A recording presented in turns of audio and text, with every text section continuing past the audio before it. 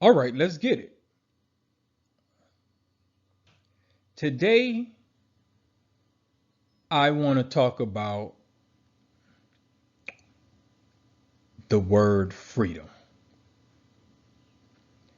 And this video will be in addition to my Words Matter mini series that I've started. But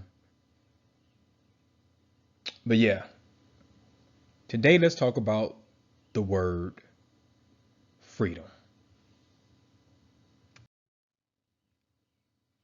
So, here's the agenda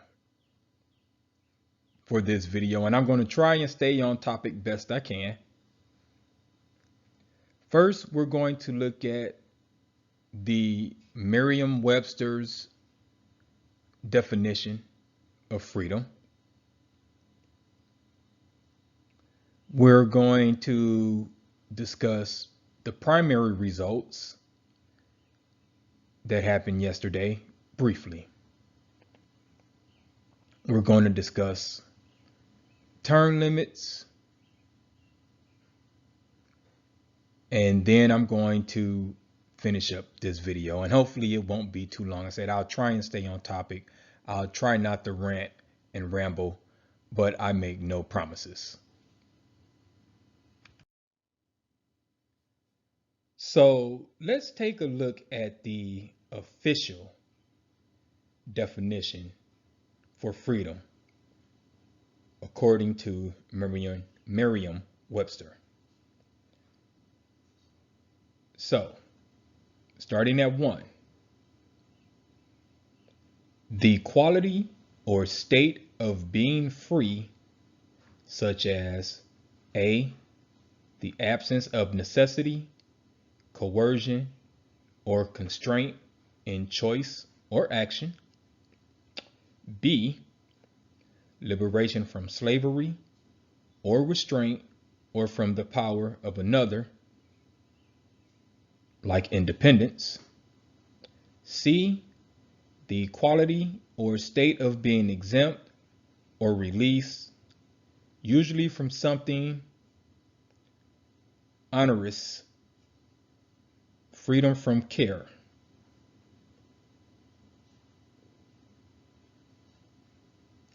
And I know that onerous freedom thing is odd. It throws me off as well. Moving on. D, unrestricted use. So let's talk about freedom very quickly, right?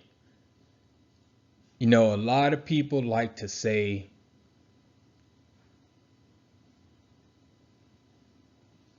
my rights are being infringed upon. You know, a lot of people like to say, oh, they're taking away your freedom. But let's let's just take a look at some things that the government are really trying to take away as far as your freedom goes, right? So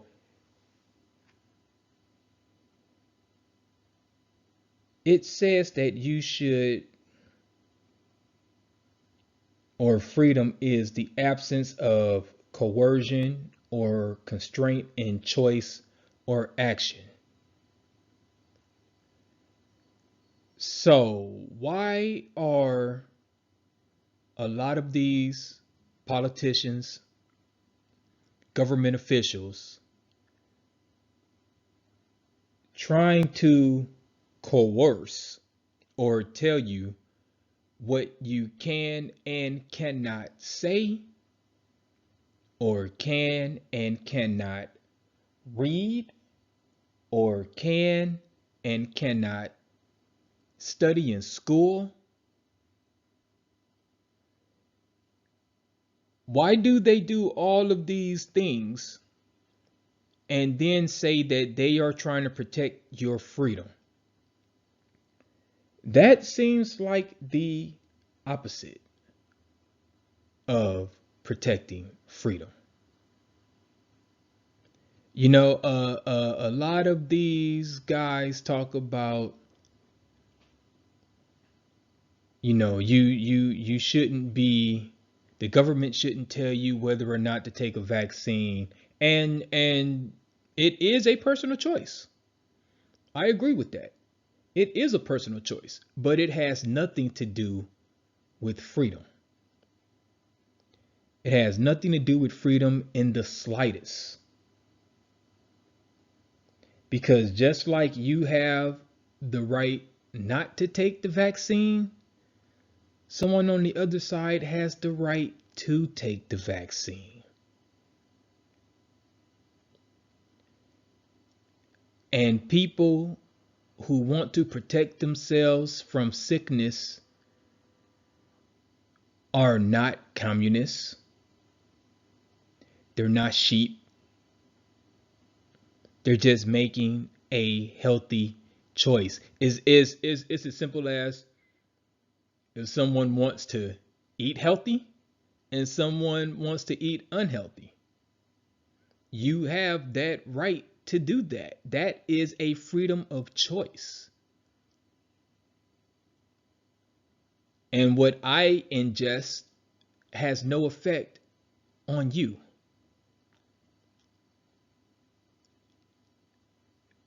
So is just, I don't know. I think people get freedom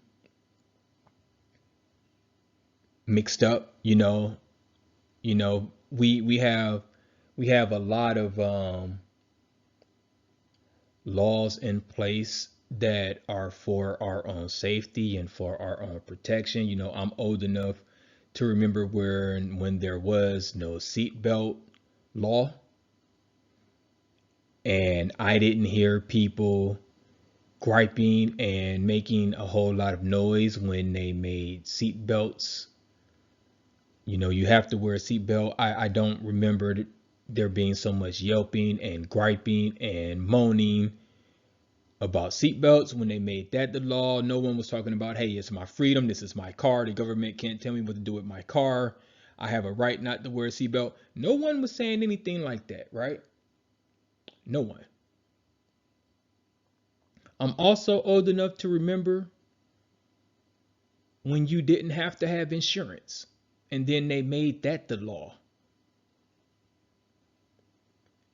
And believe me, there was no pushback either about the government shouldn't tell me that I should have insurance. This is my car. If I don't want to insure my car, no one was saying that, right? I mean, because in the end, it was for your own protection. Now, don't get me wrong. Insurance companies profited big time from that law. Big time. But looking at the big picture, I understand, right? I understand why it was a necessary law, because Lord forbid, but if you were in an accident with someone who's uninsured, you're stuck paying for your vehicle repairs. And I mean, let's hope it's just as simple as vehicle repairs and not bodily injuries that you have to pay for. So I get it, right? I get it why those laws were put into place. But again, like I said, no one was screaming about this is a violation of my rights. This is taking away my freedom of choice. Is just some of these things that we say are for freedom, they really aren't. And I think sometimes we just don't use common sense, and we're so divided as a nation, and is just, if one side is for something, then the other side just automatically has to be against it, whether it's right or wrong, whether it makes sense or not. And that's just foolish. It's 100% foolish to think that way, that I'm going to be against something even if it benefits me because the other side is for it. In the end, you have to keep your best interests in mind, not what's good for the party, but your best interests. And I think we lose sight of that. I really do. I think that everything is so like whichever way you vote, Democrat, Republican, Independent, Green Party, doesn't matter, right? Whichever way you vote, I think people are so in their corners. They're so on one side of the fence or the other that it makes them blind and it just makes them stupid. Again, when you start voting against your own interests just because one party says it's good and the other party says it's bad, it is use your head, right? And I'm not a gambler, but I've always heard people say bet with your head and not your heart.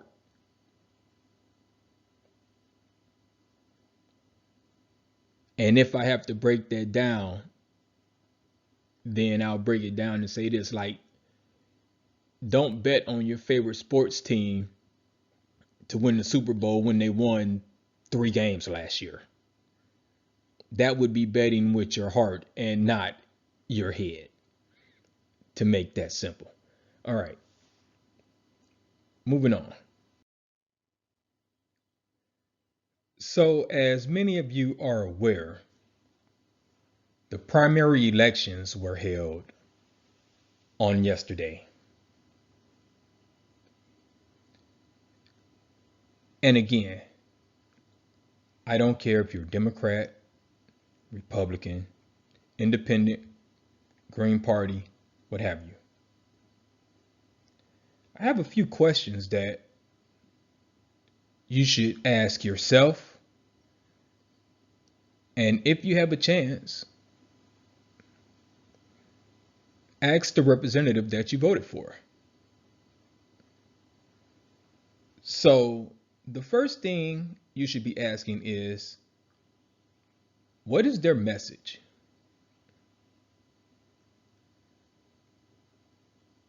What are they trying to change or fix, or how will their policies make your life better?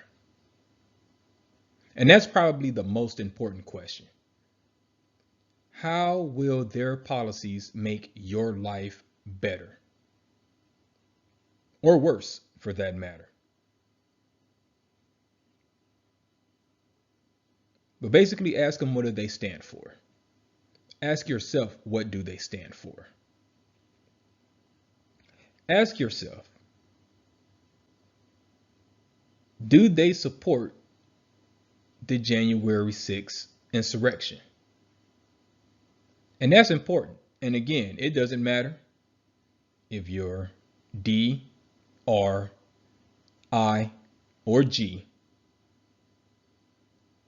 That's a pertinent question. I mean, because if they do support the insurrection, then they are a traitor to this country. And if you support the insurrection, you are also a traitor to this country.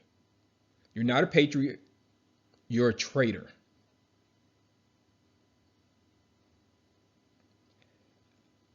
Ask yourself this.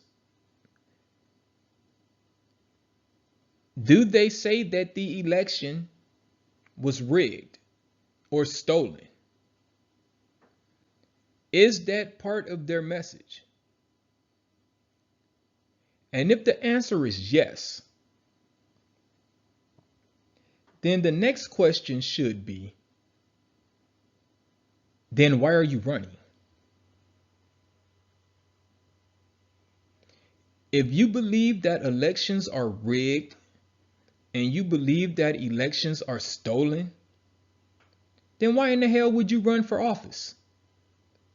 Why would you participate in a rigged system?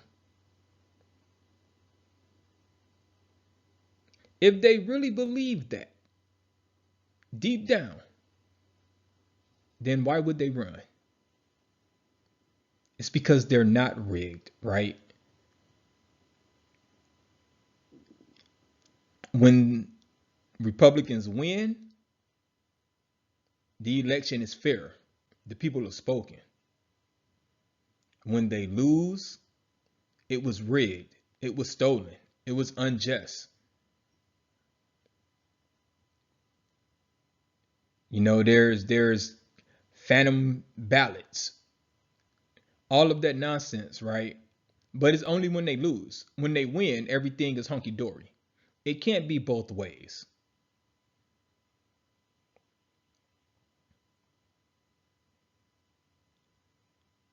So, also ask yourself, do they support Russia in their attempt to take Ukraine? If they call Putin a strong man, if they're a Putin sympathizer, if they agree with any of his actions, they are a Russian agent. It's just that simple. They are against democracy if they support any of his actions.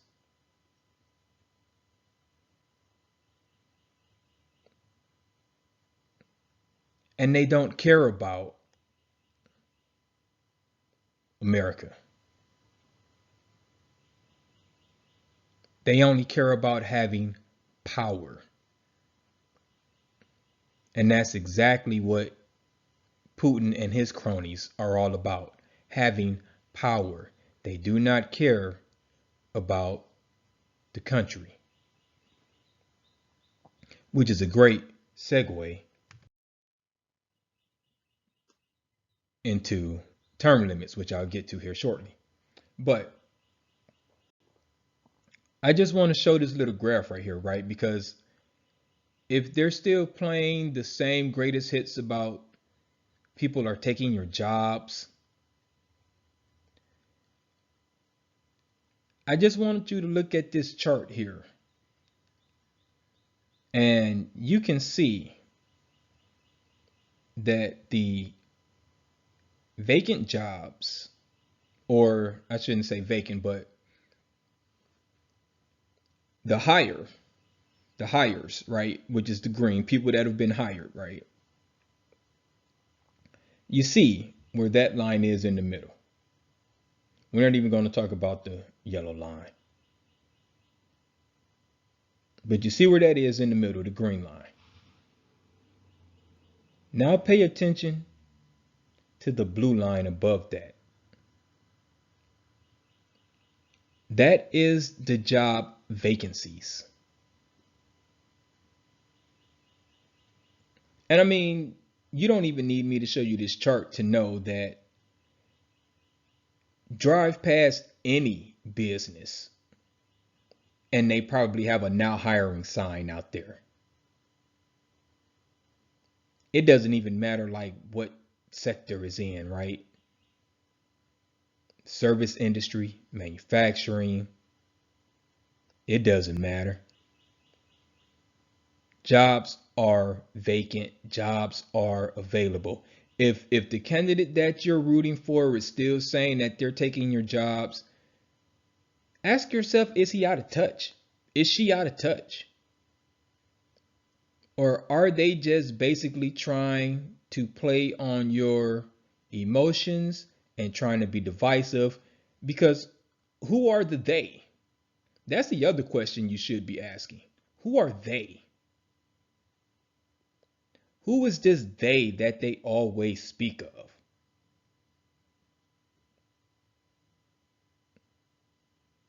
I know the answer. But ask yourself that. Ask them. If you get a chance, ask them who are they? Tell us who they are. This they that want to take away your rights. This they that's taking away your jobs. This they that want to ruin the country.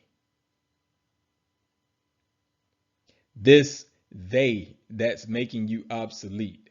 Who are they?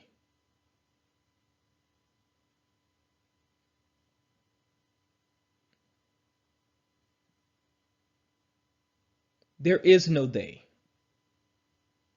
All right. I'm going to just put it out there. There is no they.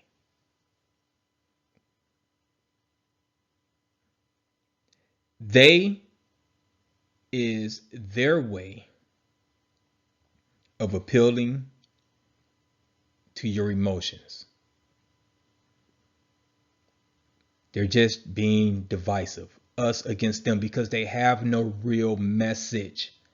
They have no real platform to run on. So all they want to do is be divisive.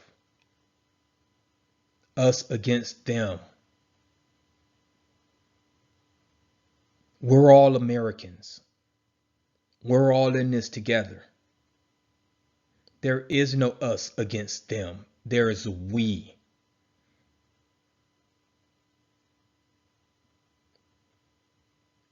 We, the people. You know, everyone wants to talk about the Constitution. We, the people. There is no us or they or them mentioned in the Constitution. It's we.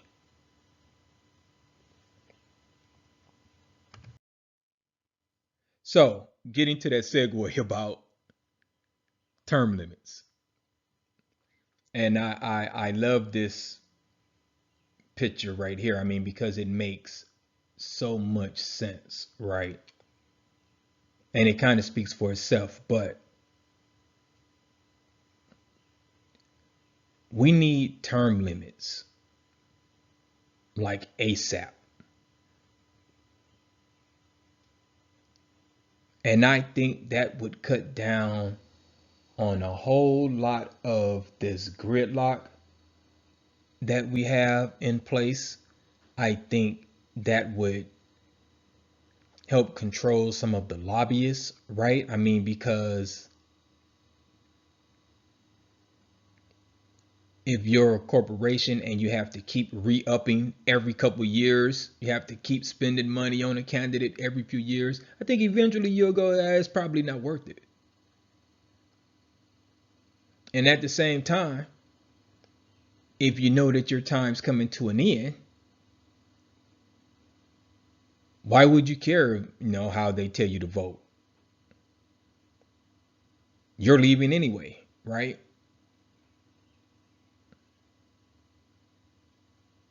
Also, at the same time, it would give the power back to the people. See, because, and I'm going to just put it like this. I keep hearing the media say that Trump has a strong hold on the GOP. He has a strong hold on the Republican Party, and all of these guys are afraid of Trump. No, they're not. I don't think that's true at all. What they're afraid of is being voted out of office. So in order to retain their position, in order to retain their power, they will do what they think the voters want. So if the needle is pointing towards, hey, we all need to be pro-Trump this and pro-Trump that, then that's what they're going to do to retain power. They're not afraid of Trump. They're afraid of being voted out. They're afraid of relinquishing power. And term limits would change all of that. You think if McCarthy knew that, this was going to be his last year, or he had 2 years remaining on his term, that he would just be cowering and, on one hand saying how bad of a guy Trump is, and then on the other hand saying, oh, he's great and I support him 110% and he did nothing wrong? No, he because he wants to stay in office, which basically shows what a spineless coward he is and a hypocrite to boot. But these guys will do and say anything to stay in office. But term limits, term limits would rectify all of that, or at least on some levels, right? I mean, some people are still going to be sniveling, spineless cowards. That's just how some people are. But I think for the most part, if you know that your time's running out, you're going to do and say what's on your mind, what's on your heart, right? Because you're leaving anyway. It doesn't matter. So yeah, I think term limits, and that's not just for Republicans. Term limits for everyone. Term limits for Democrats. Term limits for Republicans. Term limits for independents. Term limits for Green Party. There should be across the board term limits. I think Nancy Pelosi's been in office too long. I think Chuck Schumer's been in office too long. I think a lot of these guys have been there too long. So I'm not just picking on Republicans when I say that. I think there needs to be term limits, period.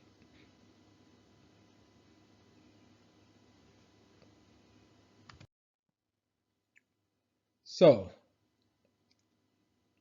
in conclusion, I want to say this, and I know I got off topic. I said I wouldn't ramble. I couldn't resist. I want to say this when I talk about freedom. You have one party that's always talking about smaller government, always talking about they're taking away your freedoms. But yet, this same party wants to institute laws to tell you what to read.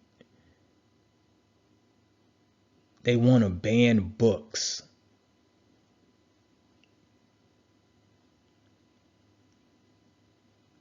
They want to ban books.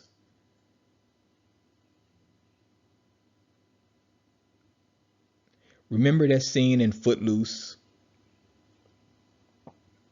The original Footloose, not that remake they did that was awful. When they're out there banning, they're out there burning the books. And this is probably a very conservative, very Christian town. And the reverend has to go out there and tell them to stop burning the books. Say the devil isn't in the books. The devil was in your heart. That's where it is, folks.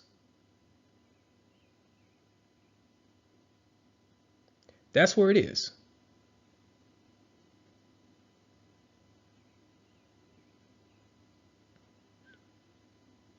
The problem isn't in the books.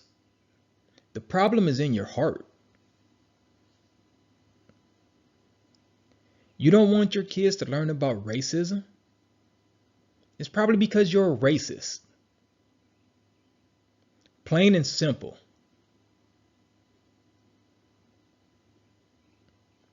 You don't want kids to learn about slavery? It's because you're pro-slavery. Plain and simple. You don't want your kids to learn about the evil that was done by the forefathers? Guess what you are? You're North Korea. Because it's nothing but indoctrination. If you don't want anything but rosy, America is great, blah, blah, all of that type of rhetoric, that doesn't make you a patriot. Because we all know that that's not true. Nothing is perfect. Nothing is. So when You're trying to eliminate all of this curriculum and all of these books from school. You're not fighting CRT, which again isn't being taught K through 12. It is a college course. I don't know how many times it has to be said for people to let that sink into their thick skulls that CRT is a college course and it is not being taught in public schools K through 12. But by banning books, you're not fighting against CRT.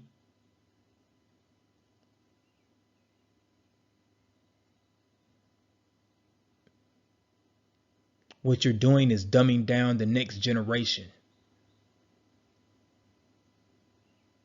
That's what you're doing.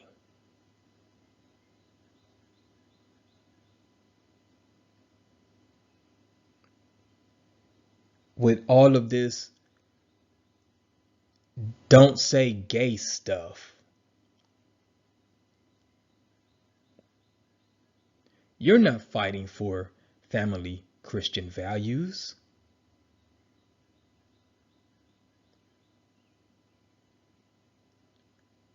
How can you tell someone what to say and then say that you're about freedom? Explain that to me.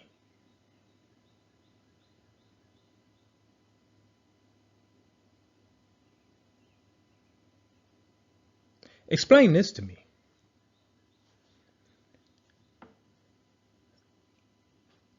Explain the separation of church and state.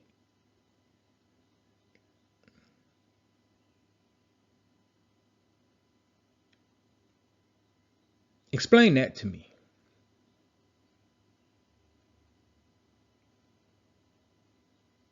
See, with all of this pro-life stuff being in the media again, right? And please, people, I hope that you're not a one issue voter. If you're voting for someone just because they say that they're pro-life, shame on you. Because there's so much more to life than just that, right? But ask yourself, can you be pro-life and support the death penalty? Can you be pro-life and not support increasing the minimum wage so people can stop living in poverty? So people can have enough to eat, to feed their children?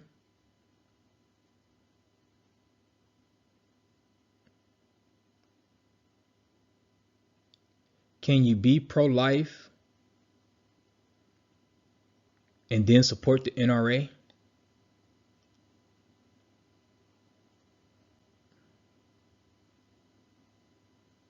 Can you?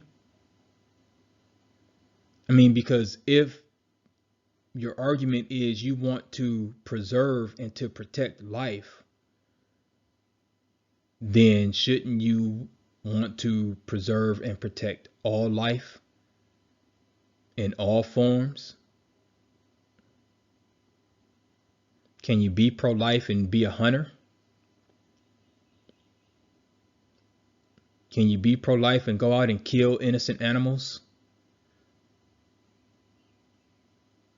I mean, they have life also.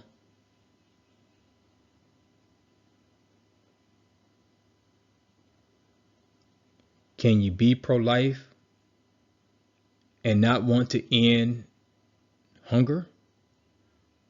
I mean, why are there such things as food deserts in America?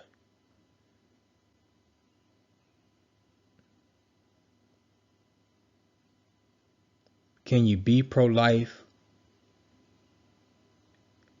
and not want to give someone aid so they can eat? Not want to give someone shelter?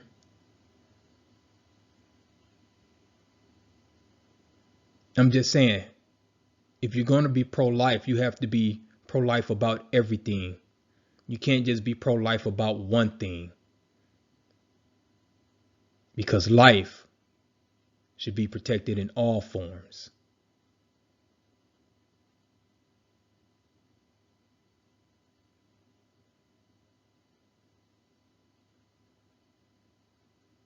In all shapes, at all ages, all races, all countries.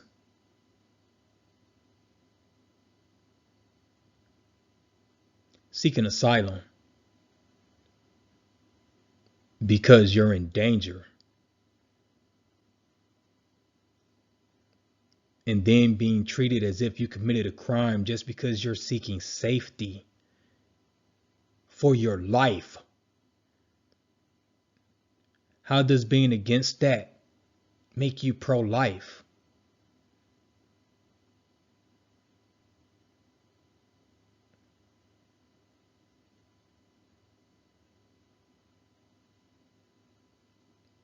Your life doesn't matter. You weren't born here, so your life doesn't matter.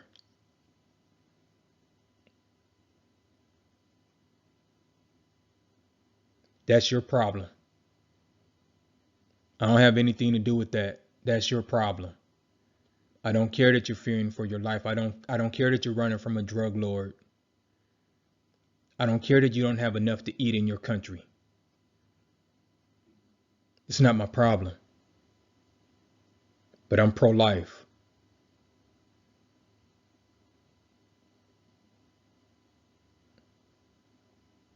I'm sorry, yo. I said I wasn't going to go off on a rant, and I totally just went off on a rant. I'm sorry. I'm going to end this thing. This video is too long. So if you like the way I think, hop over to Patreon. Check out some of my original short stories. It's only $1.50 per download. You can also follow me on Twitter at Stephen C. Austin 1. Also, don't forget to like, share, and subscribe so you won't miss out on our future videos. Like always, I thank you for your time. Peace.